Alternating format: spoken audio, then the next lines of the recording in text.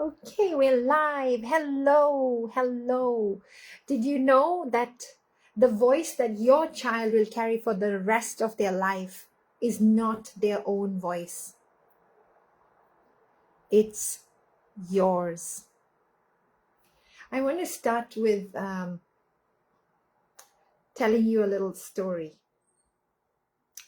So 5 years ago was 2021. 5 years ago in 2021, it was just a year before I had started homeschooling my child. She was in grade 2. She came home one day. She looked a little bit not herself. She looked upset. So that voice in me was screaming. I just wanted to go there and rescue her and ask her and flood her with questions. Is everything okay? But I just paused and I just gave her some space to just be. So I'm observing her. She's having her snack and she is looking like she's not herself. Something has happened in school. I can see that. Dinner time, nothing. She hasn't opened up yet. Okay, it's bedtime now. And you know, bedtime, I'm sure most of you have this routine where you do something just before you put the child to sleep. So we have this routine where we call it unpacking the backpack before we go to sleep. So we are unpacking the backpack and I'm looking at her and I'm just looking at her face and now comes the words. And she says in a very sad voice, "Mama, do you think that nobody's going to hire me when I grow up?" I looked at her and I said, "Tell me more." And then I gave her that space to just open up. I want to know what's going on. But I'm also very aware that she needs to take her time to just process it and let it out. So tell me more. "Mama, as I was doing my math, my teacher said to me, I'm too slow and no one is going to hire me. Is that true, Mama? No one's going to hire me when I'm a grown-up?" My heart just shattered because, I used to be a school teacher. So I know what they're going through. There's a lot that teachers are going through. And sometimes sometimes we say things that we don't mean and it lands differently for the child. So there's this part of me that just wanted to say, no, she's wrong. And you of course people will hire you. But then there's this other part where I was like, I just took a deep breath and I was standing there not just as her mother, but as a doorway, because what happened next, what I said to her next would either build her inner voice or her inner critic. So I'm sure this has happened to a lot of us, right? When we were children, let me take you back to a time when you were a child.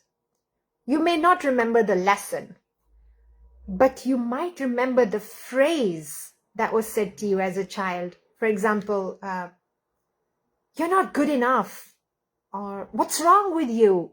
or "Money doesn't grow on trees." Like all these phrases that stick with you. And when you're making decisions now as an adult, these phrases have been with you for all these years, and this voice has been with you. And when you're taking up, let's say, suppose you're taking up a new job, that voice at the back of your head will like, "Oh, you're not good enough." Or let's say you're going to hiking with some friends and it's a very difficult hike and you're going, and then this voice like, "Oh, don't go. It's risky. You might fall." That voice is always running in our head. Or, "You make a fool of yourself. Don't do that." That voice is always running because we remember that phrase that was said to us as a child. It stays with us. And until we become aware of it, that's the voice that runs the show sometimes, right? So it's what I do is I help parents to understand that how you speak to your children today, parents and teachers, how you speak to your children is going to be eventually how they speak to themselves later in life. So in these small moments, it could be ordinary moments, it could be just walking to a playground or even shopping.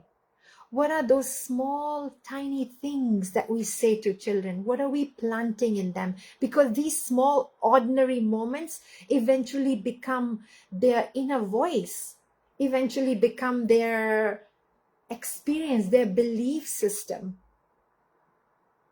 right? So being very mindful of how we speak to children, what we say, because how you connect with children today shapes who they become tomorrow. Another example, I have two kids. I have a 12-year-old and a 6-year-old. So I remember very clearly when my 6-year-old had just started to walk. She was about 11 months, maybe 12 months old.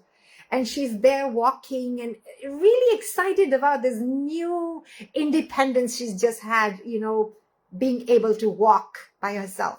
So she's waddling like a penguin and she's walking and I'm just observing and I'm loving how she's so excited about her new independence.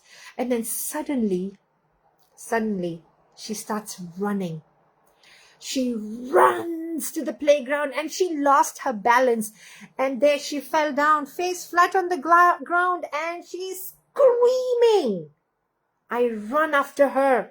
I look down. She looks fine. She doesn't look hurt. And I'm about to say to her the words that I heard when I grew up. You're okay. Stop crying. You're fine. But I stopped myself. I looked down at her level and I looked into her eyes. Oh no, you got an owie? Yeah, tears streaming down her eyes, and she's so upset. But I want her to feel seen. I want her to feel heard. And I said, do you need a hug? So we hugged. And in a few moments, that just charged her up and off she went crying. Off she went playing. Now, had I told her, stop crying, you're fine, what would I be doing? I would be teaching her that it's not okay to show your emotions. I would be teaching her that, subliminally teaching her to hide your emotions, because you're not important. I would be invalidating her experiences. And then she would take it as, oh, I'm not important. I should not be showing my emotions. I should hide them. And when kids hide their emotions inside, what happens? They come out eventually. They come out as in a teenage or as an adult. They have to come out, right? So instead of telling her, you're okay, stop crying, I validated her. Like, oh no, that hurts. And she let it out. It was out, right? So how the little tiny things we say to children in those tiny ordinary moments is really what is going to lay that foundation of who they become or who they think they can become as they grow up, right? I want you to think for a moment. Can you think of a sentence that you heard growing up? Something in your head that still lives inside you.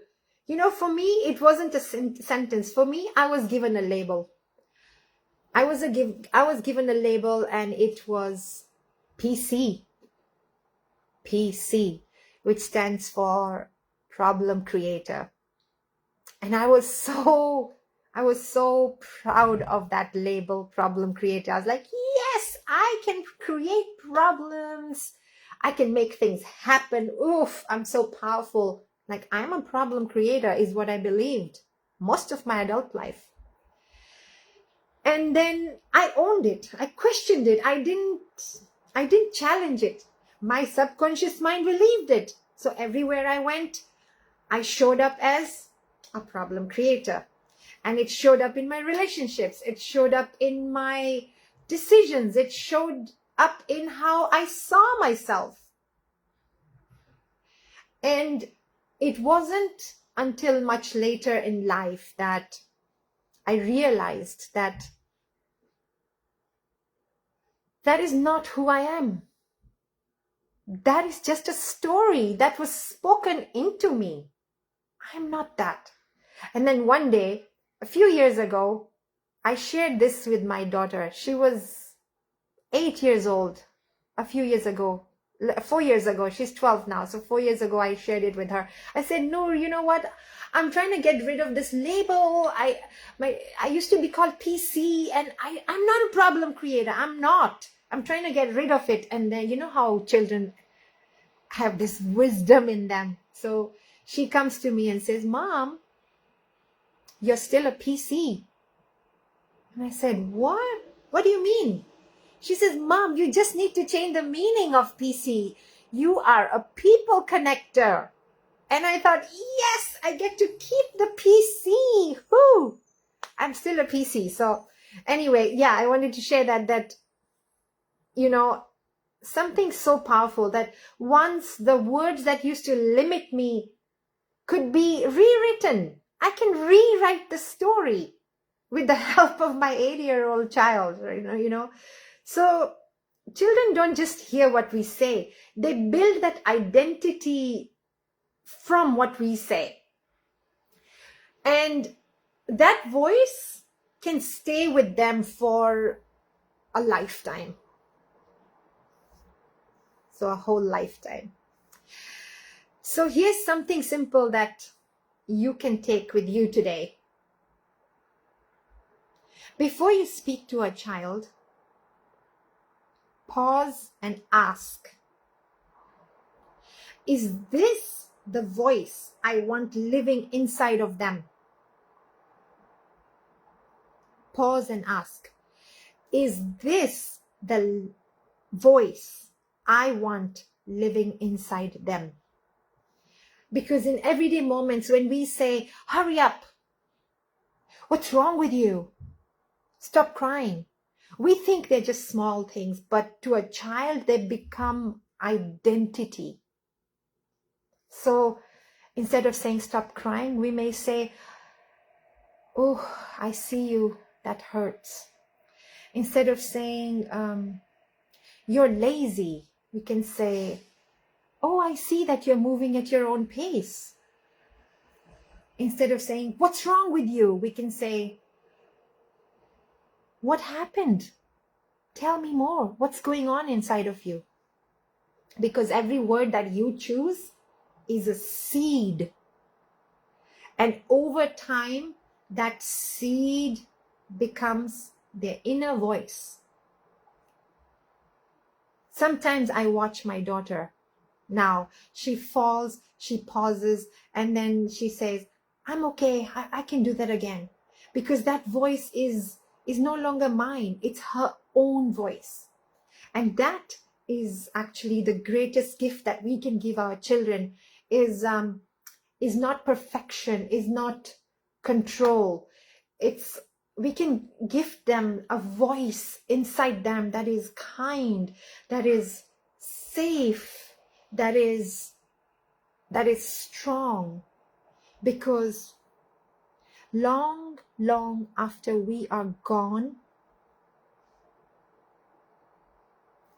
our children will still hear our voice. So the way you speak to a child today becomes the voice that they carry inside them for the rest of their lives. Thank you.